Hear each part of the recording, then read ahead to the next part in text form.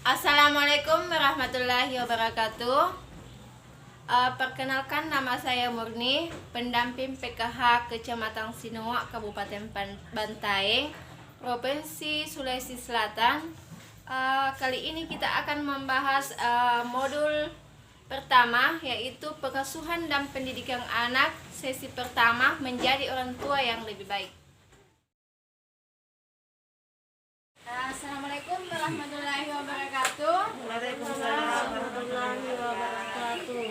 Jadi terima kasih atas kedatangannya semua para ibu-ibu untuk mengikuti pertemuan kelompok, yaitu dengan modul pengasuhan dan pendidikan anak. Jadi sudah pernah lagi mendengar ini materi pengasuhan dan pendidikan anak? 3. Sudah. Ya, kalau ibu-ibu, sebelum kita lanjut di materi, sebaiknya kita perkenalan dulu. Ya, baiklah. Nama saya Murni, pendamping PKH Kecamatan Sinoa, Kabupaten Bantaeng. Dan ibu-ibu sudah saling mengenal? Untuk ibu-ibu sudah saling mengenal belum? Sudah. Oh iya. Yang di depan siapa namanya, Bu? Nur Hayati. Iya, Ibu Nur Hayati. Yang di belakang Ibu Nur Jannah. Yang di belakang lagi yang biru? Iya, Nursia. Jadi pengasuhan dan pendidikan anak itu ada beberapa langkah di dalamnya, Bu. Sudah masih ingat? Yaitu sikap dan perilaku orang tua. Jadi di sini banyak tipsnya menjadi orang tua yang hebat. Jadi tips menjadi orang tua yang hebat yang bagaimana itu, Bu? Membahas sesi pertama di pengasuhan dan pendidikan anak, yaitu menjadi orang tua yang lebih baik. Jadi contohnya menjadi orang tua yang lebih baik itu yang bagaimana? Yaitu menjadi orang tua yang lebih baik itu ingin melihat anaknya sukses dalam berperilaku baik di sekolah maupun di rumah.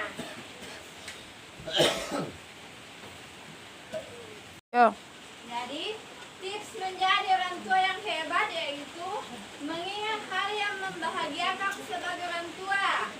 Yang kedua, sejalan antara perbuatan dan perkataan. Yang ketiga, selalu berusaha melihat hal yang positif yang ada di diri Anda. Yang keempat, bersikap dan bertutur kata penuh kasih sayang tanpa kekerasan.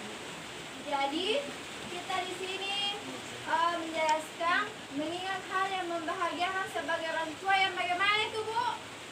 Jadi memberikan perhatian terhadap anak. Misalkan ketika anak pintar di sekolah, maka kita perlu memberikan sebuah hadiah supaya anak kita merasa senang dan bahagia. Yang kedua, sejalan antara perbuatan dan perkataan. Jadi ibu-ibu merupakan contoh dari anaknya. Apa yang dikatakan dan apa yang diperbuat oleh ibunya, maka anaknya akan mengikuti. Seperti contoh yang ada di gambar ini. Ibunya sedang menyapu, maka anaknya juga ikut menyapu. Jadi di sini ada yang biasa melakukan hal yang demikian, seperti Ibu Nursia sedang mencuci piring, maka anaknya juga ikut mencuci piring. Yang ketiga, selalu berusaha melihat hal yang positif yang ada di dalam diri Anda. Misalkan anak kita pergi bersekolah telat pulang, maka di dalam diri kita atau berpikir positif bahwa mungkin ada kendala di jalanan atau sedang mengerjakan tugasnya sehingga lambat pulang bersekolah. Atau sesuai dengan contoh di sini, ibu-ibu yang sedang melihat temannya, para ibu-ibu yang sedang memakai pakaian yang bagus. Nah, kita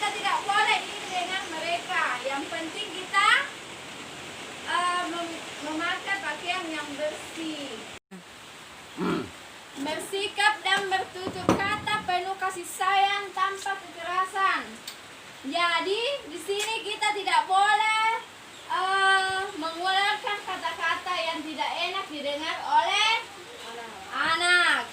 Dan tidak boleh anak juga dipukul atau dicubit atau melototi. Ya, terkadang ibu-ibu kalau sedang marah tanpa sengaja mencubit anaknya atau melototi. Biasa ibu-ibu. Biasa.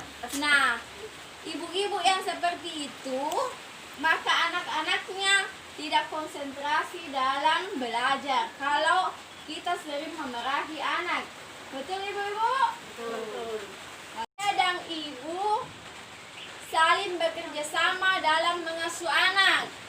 Nah, di sini ayah dan ibu itu saling bekerja sama. Misalkan ibunya sedang memasak, maka ayah juga bisa membantu membersihkan rumah atau menjaga anaknya.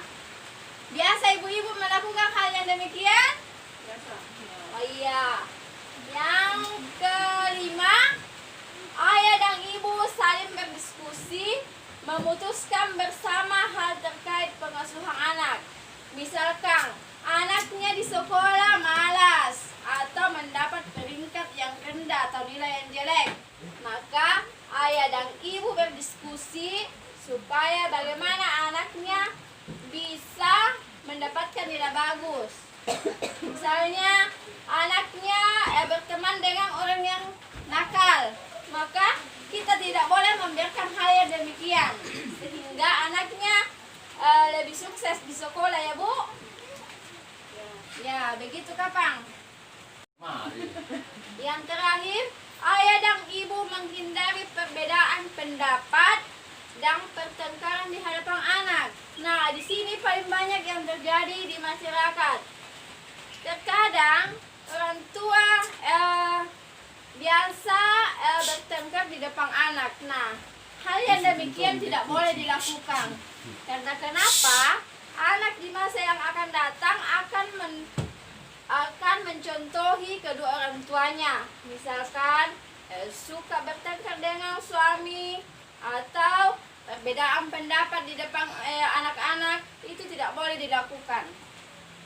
Ibu-ibu sudah mengerti atau paham dengan materi yang saya bawakan? Iya. Nah, sebagai kesimpulan, dalam pengasuhan dan pendidikan anak sebagai orang tua yang lebih baik, apa yang perlu kita ambil dari materi tersebut, yaitu anak harus mendapatkan kasih sayang dari orang tua tanpa kekerasan dan memberikan pengertian atau tidak boleh bertengkar di depan anak kita. Bagaimana ibu-ibu? Sudah paham sampai di sini? Paham. Ya. Kalau begitu kita akhiri di pertemuan yang akan datang. Ya. Assalamualaikum warahmatullahi wabarakatuh. Waalaikumsalam.